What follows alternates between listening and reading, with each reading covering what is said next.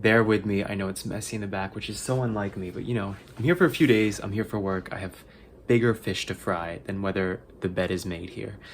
Um, I'm still grappling with this story. So I'm here at VidCon, which is a conference for content creators like influencers, their fans, and industry people. So I work in this business behind the scenes. Yes, I have a YouTube channel, but I'm not here as a creator. I'm here as somebody who works for a company that works with creators. So I'm here networking and blah, blah, blah. I'm sure some of you are very familiar with VidCon. It's a big annual event in California, in Southern California, in Anaheim.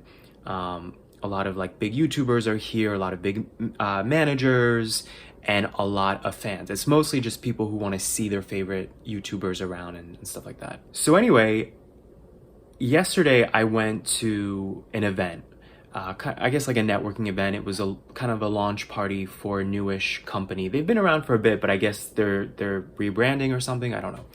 So my friend who's well connected in this space was like, "Oh, we should go to this party." So I was his plus one. By the way, these events, people are drinking all day. Like industry people, there's free drinks, open bar, you know, the whole thing.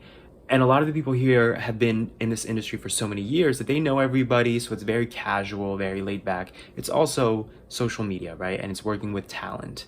So in general, it's not like the most professional industry. It's not like people are dressed up in suits at this work conference. It's not a traditional industry. It's not a traditional conference, work conference, networking event, whatever you want to call it.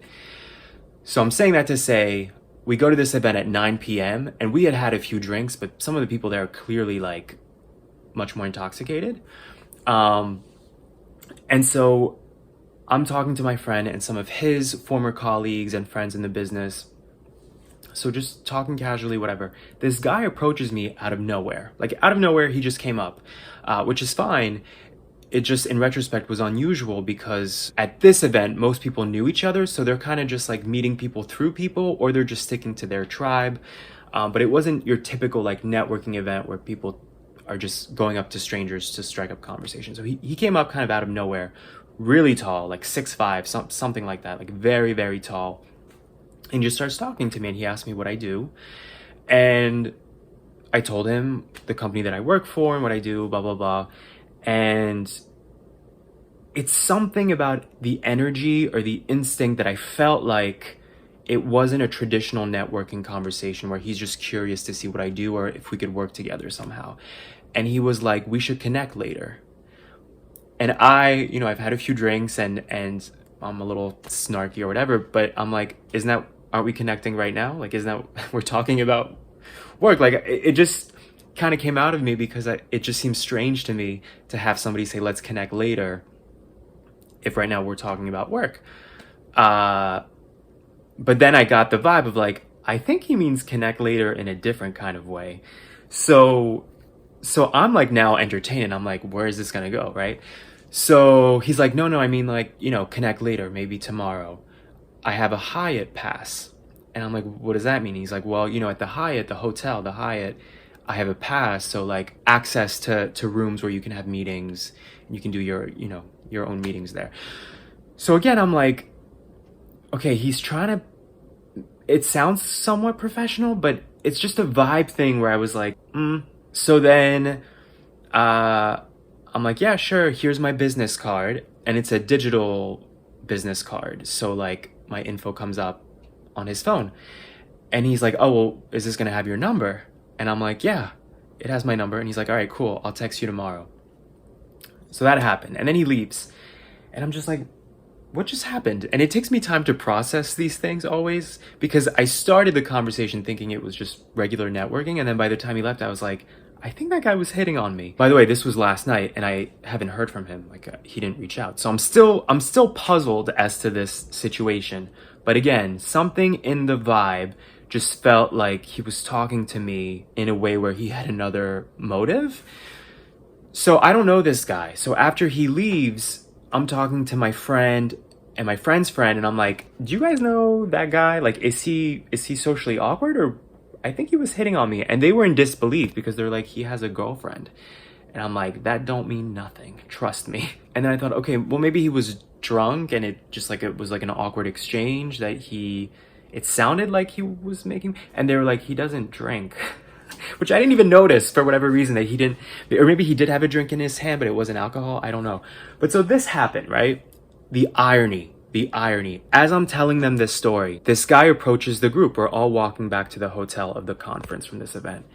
This guy joins the group walking back to the hotel, who I had spotted at that party, that event, right? I found very, very sexy. So I made eye contact with him a few times, met him at some point, but very casual, like handshake. I felt again an instinct. I think this is an eye contact of somebody who wants to talk more beyond just casual, like, hi, pleasantries of small talk. But whatever, it was just a feeling. It was just a feeling. I didn't think much of it. But now he's with the group, and I'm like, oh, that's the hottie, whatever, blah, blah, blah. And then he comes up to me, and he offers me edibles, which he had offered to the others in the group, but he comes up right up to me, and he's like, hey, do you want some of these? And I'm like, oh, no, I don't really like edibles. I won't be able to wake up tomorrow. It's not my thing, blah, blah, blah. And he goes, oh, no worries. My wife is the same. My wife can't tolerate them. And I'm like, oh, okay, I must have made all this up. Like, there was no vibe with this guy. He's married, right? So we're walking back to the hotel, and he asks me what I do, and I tell him, and then I get into the pitch of like, well, and then we do this and blah, blah, blah, blah, blah. And before I know it, I realize the others have left. Like, they went in a different direction. Now it's just me and him in the hotel lobby talking. And then he goes, do you want to get a drink? And I'm like, listen, it's been a really long day. And it was very draining. All the networking, I hate it. It's so draining to talk to a million strangers. So I really just wanted to go to bed. He's like, okay, good night. Hope you sleep well. Shakes my hand. Again, there's something in the eye contact that's like intense for me with him. But, the edibles, the alcohol, I'm like, he might just be intoxicated, and so it's coming out looking a little intense to me, but it's the effect of the intoxication, right? So I'm walking to the elevators to go back to my room, and I notice that he's also walking back to the elevators to go to the hotel rooms, but it's like another set of elevators. So in the moment, I realized, oh, he was asking me like one-on-one for a drink. He wasn't meeting any friends at the bar. He wanted to, after this whole event of drinking, as if we haven't had enough, he wants to just hang out with me.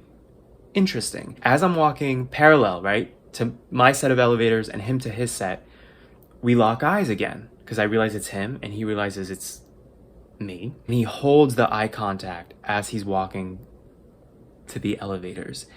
And I'm like, this guy is either high as a kite and drunk as a skunk, and he's just like out of it, and he just saw somebody who he was talking to 30 seconds ago, so he's making that eye contact again, or he was trying to fuck. So I go back to my hotel room like, what is happening?